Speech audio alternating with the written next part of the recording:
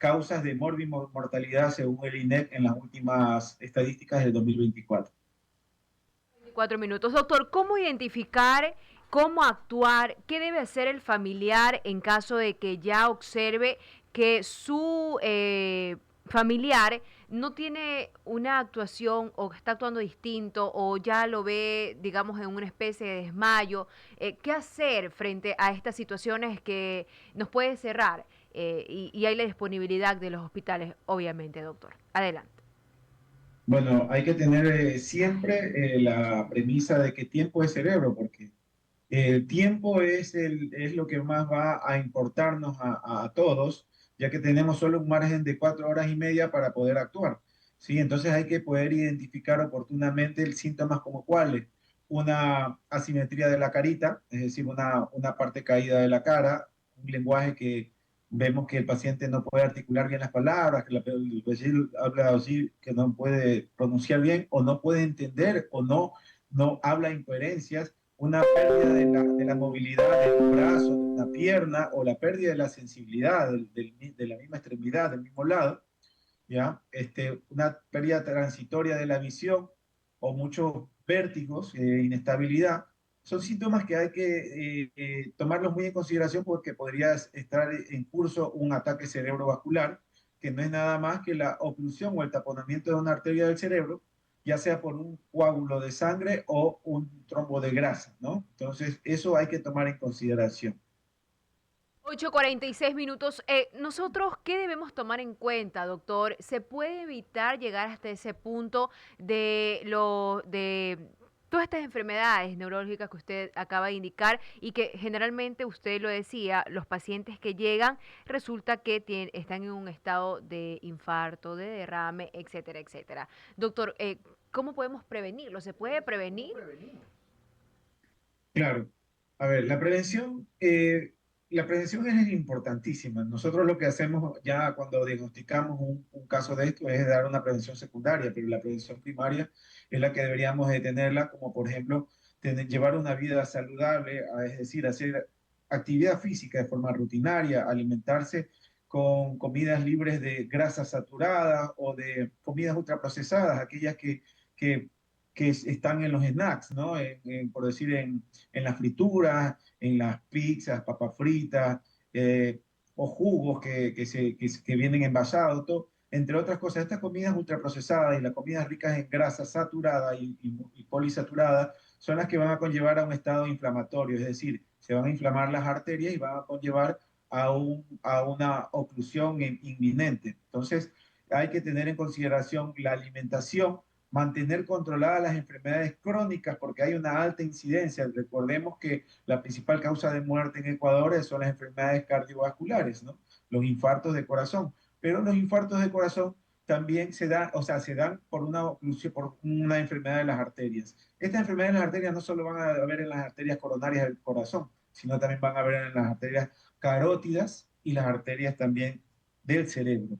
¿Ya? Entonces, hay que tener muy controlado lo que son la hipertensión arterial, la diabetes, reducir o abolir o suspender el consumo de tabaco, que está demostrado hasta saciar que es la que conduce a un estado de inflamación interna.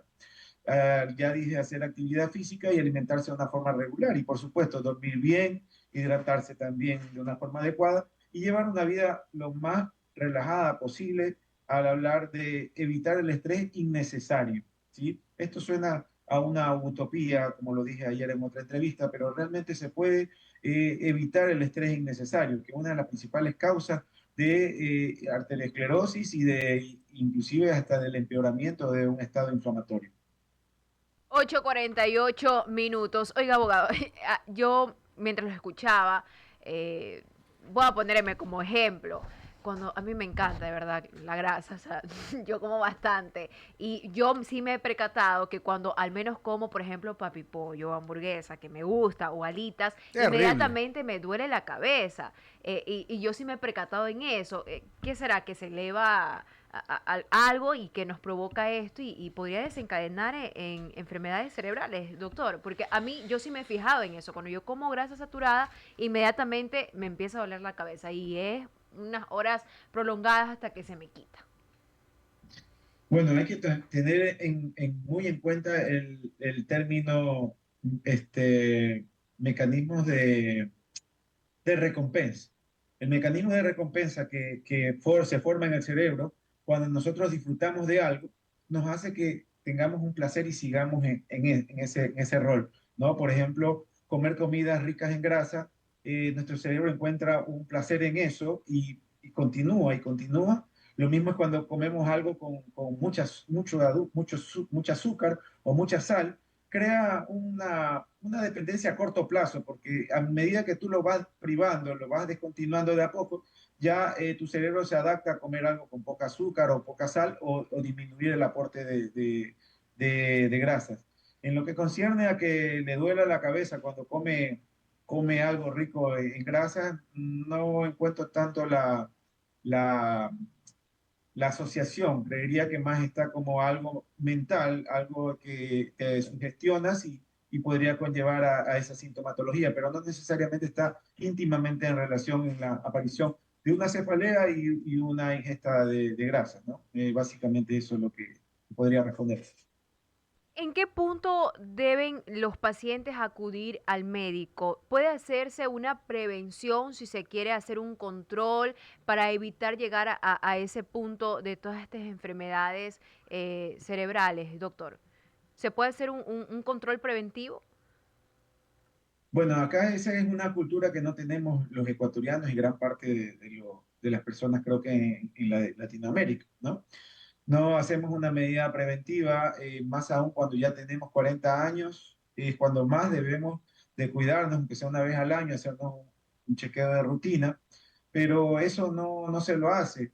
Uno se cree sano, llega a los 50, 60 años, pregunta a un paciente antecedentes de enfermedades y dice, no, yo no tengo ninguna enfermedad. ¿Toma alguna medicación? No, no tomo nada. Entonces, como se creyó sano hasta los 60 años, que fue la primera vez que fue porque tenía un dolor de abdomen, por decir un ejemplo, se va a hacer unos estudios, pues bueno, y sale que tiene un montón de alteraciones en su medio interno. Entonces, ese paciente debió de haberse dado cuenta de que tenía una dolencia a corto plazo, no cuando ya estaban las complicaciones instauradas. En este caso, volviendo al tema de la prevención primaria, nosotros debemos enfocarnos a lo que es la alimentación, porque este es un pilar fundamental para poder para poder tener control y evitar estas enfermedades que son catastróficas porque llegan a discapacitar al paciente, llegan a llevar o sea, llevan a un paciente a tener dependencia de otras personas y conllevan a un peso a lo que es la sociedad. Y el ACV no solo es en personas adultas, sino en personas jóvenes, personas de 40 años. Tenemos pacientes que han tenido ataques cerebrovasculares, ya sean isquémicos o hemorrágicos, y quedan con secuelas neurológicas dependientes de otras personas. Entonces, el rol de la alimentación es importante. Nosotros comemos, tenemos una cultura de tener, o sea, el chip que nos tienen nuestras abuelas, nuestros ancestros, es que debemos estar gorditos para estar saludables. Entonces le dan, mejor, más saludable es el que come sopa, caldo todos los días, el que está más gordito, el que está llenito, y ya si te ven alguien delgado, pues ya dicen, está sufrido o está siendo maltratado. Pero no lo es así. Entonces tú ves el pulular de todos los lugares donde se promociona comidas cada vez más exuberantes. Tú te das cuenta que ya antes era un vaso por decir, de 200, ahora es un vaso de 1 litro. Ves que antes te servían una pizza, perdón, una hamburguesa, y ahora te sirven una hamburguesa con papas y un plato enorme.